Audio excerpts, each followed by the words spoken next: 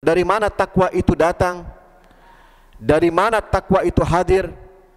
Dia datang dan hadir karena adanya ma'rifah, karena adanya ilmu, karena adanya pengetahuan. Siapa yang menahan hawa nafsunya, maka Allah siapkan baginya surga tempat kembalinya. Karena tanpa sebuah ma'rifah, dia tidak mungkin takut kepada Allah. Man khafa maqama rabbih, siapa yang takut dari kedudukan Tuhan, yang menunjukkan di sini adanya sebuah pengetahuan. Pengetahuan akan besarnya Allah dan rendahnya kita sebagai manusia. Itulah takwa itu.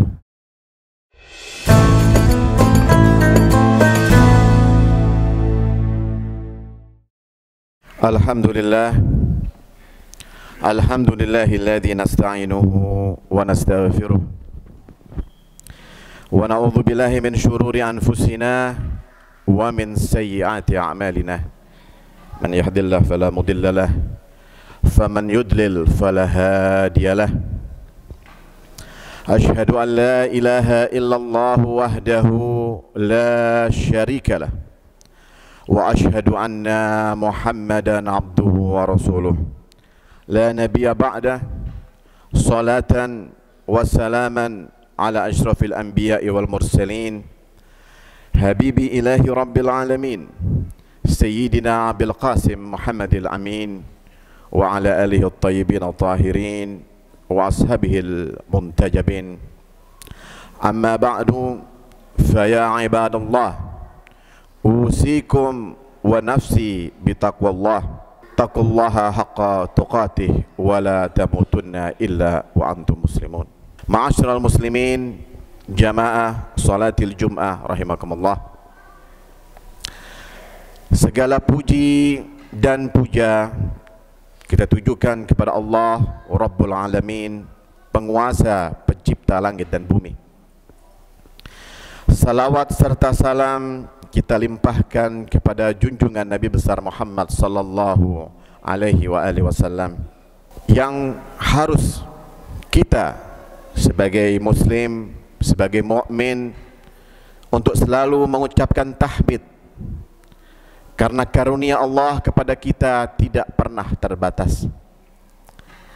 Kita ucapkan salawat kepada Rasulullah karena jasa beliau yang mengemban misi Tuhan, misi langit, yang membawa pesan-pesan Allah sampai kepada kita hingga hari ini kita berkumpul di tempat yang sederhana ini. Ma'asyiral muslimin rahimakumullah, mari kita tingkatkan iman kita, kita tingkatkan takwa kita. Dengan kita hadir di tempat ini, insyaallah itu sebagai pertanda bahwa kita semua adalah orang-orang beriman dan kita semua adalah termasuk dari orang-orang bertakwa. Tetapi karena iman itu adalah perbuatan hati, terkadang iman kita ini naik, terkadang iman kita ini turun. Maka mari sesama kita watawasau bil haq watawasau bis sabr, untuk saling ingat mengingatkan, karena dalam kehidupan kita aneka macam ujian selalu kita dapati dalam kehidupan kita sehari-hari. Untuk itu dalam sebuah doa kita diajarkan untuk mengucapkan ya muqallibal qulub tsabbit qalbi ala dinik. Sesungguhnya dia dinamakan hati, dinamakan qalb, yaitu hati, karena dia selalu berubah-ubah. Maka yang bisa membuat hati itu menjadi tetap, itu adalah pencipta dari hati itu, yaitu Allah subhanahu wa ta'ala. Kita minta kepada Allah untuk tsabbit qalbi, untuk mentsabbit, mengisbat, menetapkan hati kita dari banyaknya godaan, angin, gelombang pasang yang menerpa kehidupan kita.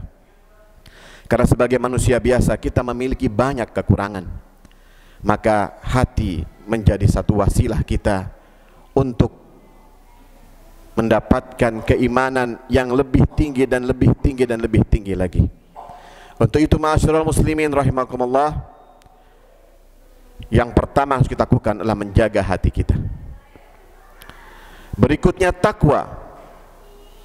kita tingkatkan takwa kita. Dari mana takwa itu datang? Dari mana takwa itu hadir? Dia datang dan hadir karena adanya ma'rifah, karena adanya ilmu, karena adanya pengetahuan.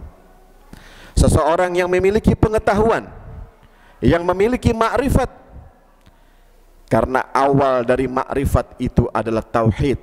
Awal ma'rifat itu adalah mengenal Tuhannya.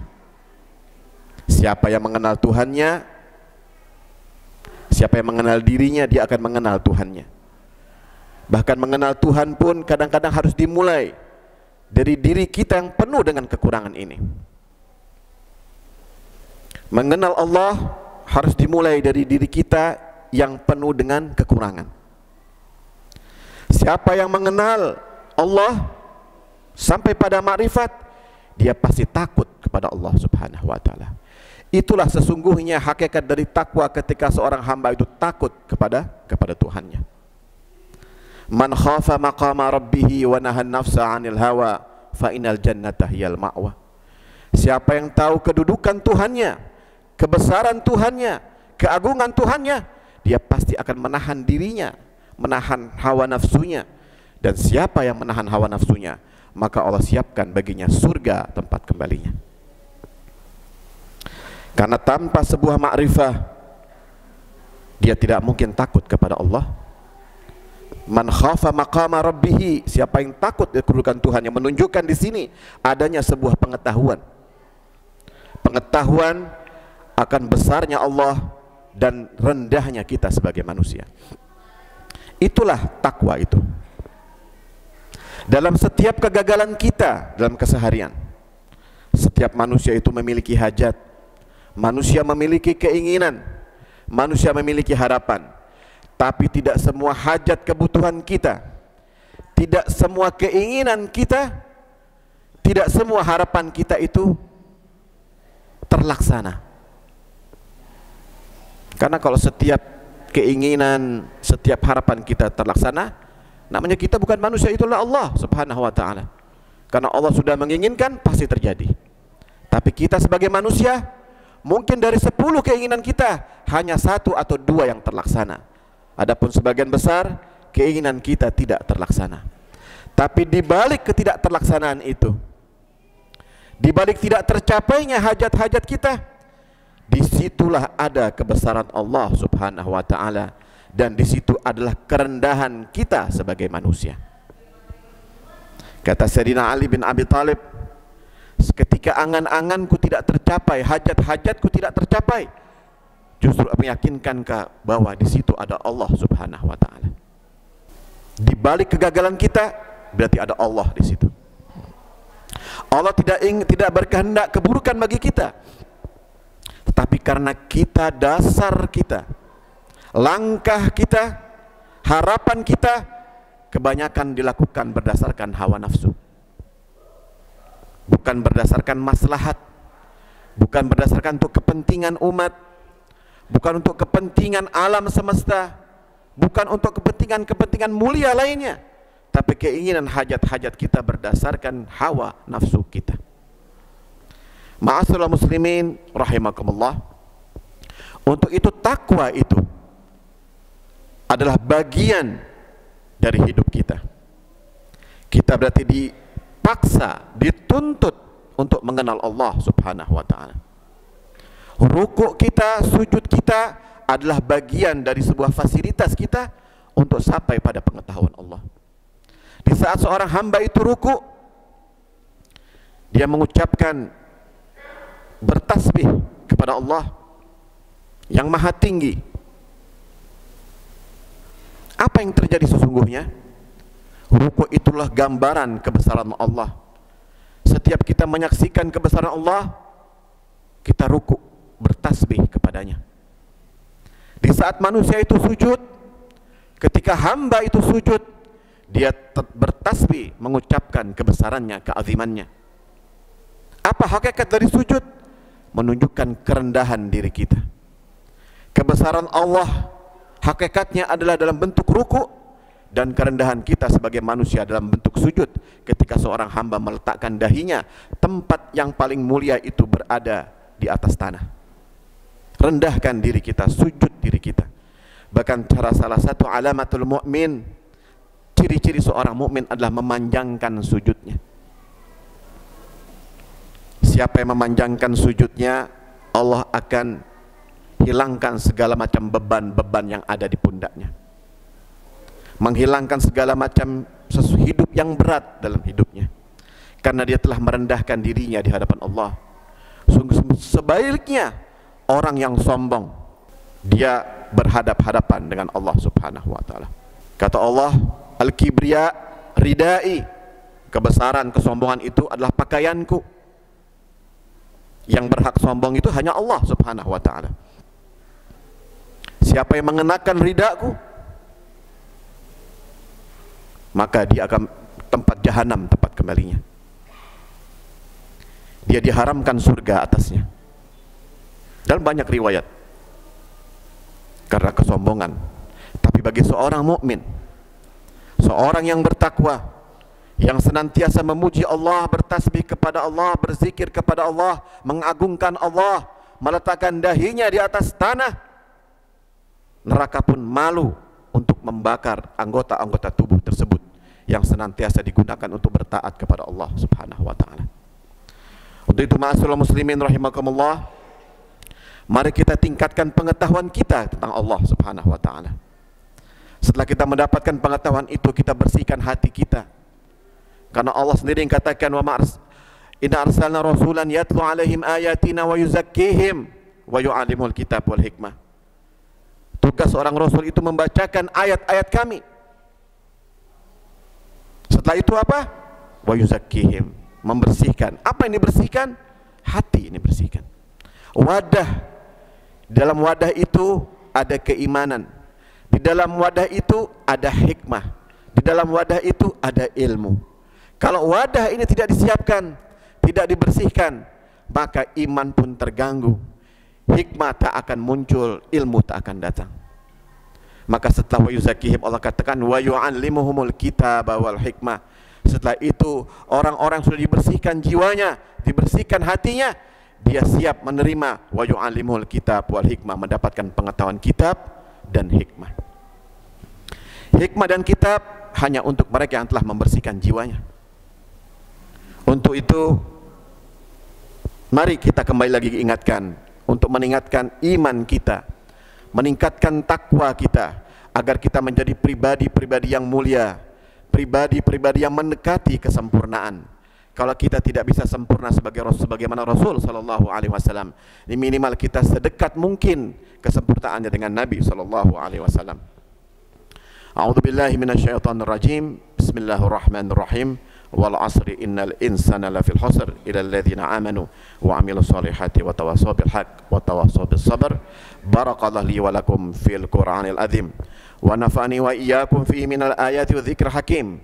Fataqabbal minni wa minkum min tilawatihi innahu was samiul alim. Astaghfiruhu innahu huwal ghafurur rahim.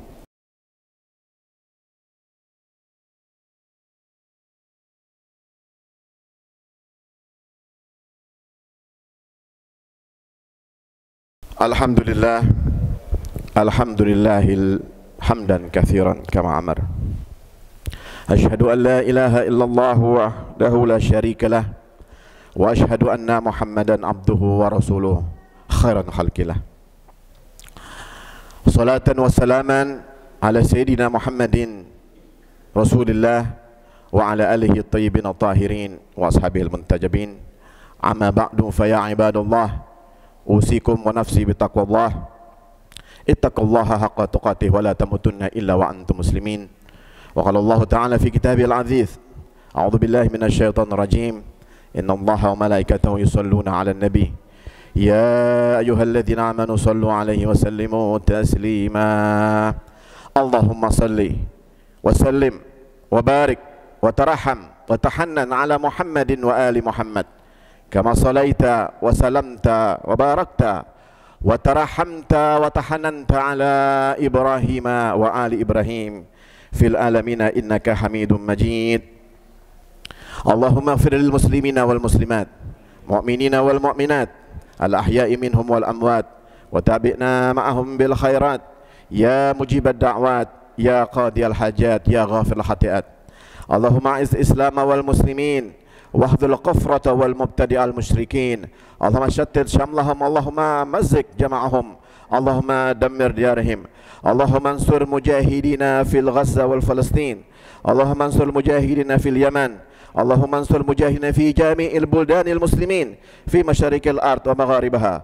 اللهم اجعل بلدتنا هذه آمنة مطمئنة وسائر البلدان المسلمين، واكتب اللهم لستر السلام والعافية وعلينا وعلى عبيد الحجاج والعزة والمسافرين إلى بيتك في برك وبحرك وجوك من أمة محمد صلى الله عليه وآله وسلم أجمعين. ربنا آتنا في الدنيا حسنة وفي الآخرة حسنة وقنا عذاب النار. أعوذ بالله من الشيطان الرجيم. بسم الله الرحمن الرحيم. إنا أعطيناك الكوثر فصل لربك وانحر إن شانئك هو الأبتر. إن الله يأمركم بالعدل والإحسان وإيتاء ذي القربى وينهى عن الفحشاء والمنكر والبغي يعظكم لعلكم تذكرون. واذكروا الله يذكركم واذكروه يزدكم وادعوه يستجب لكم ولذكر الله أكبر. أقيم الصلاة.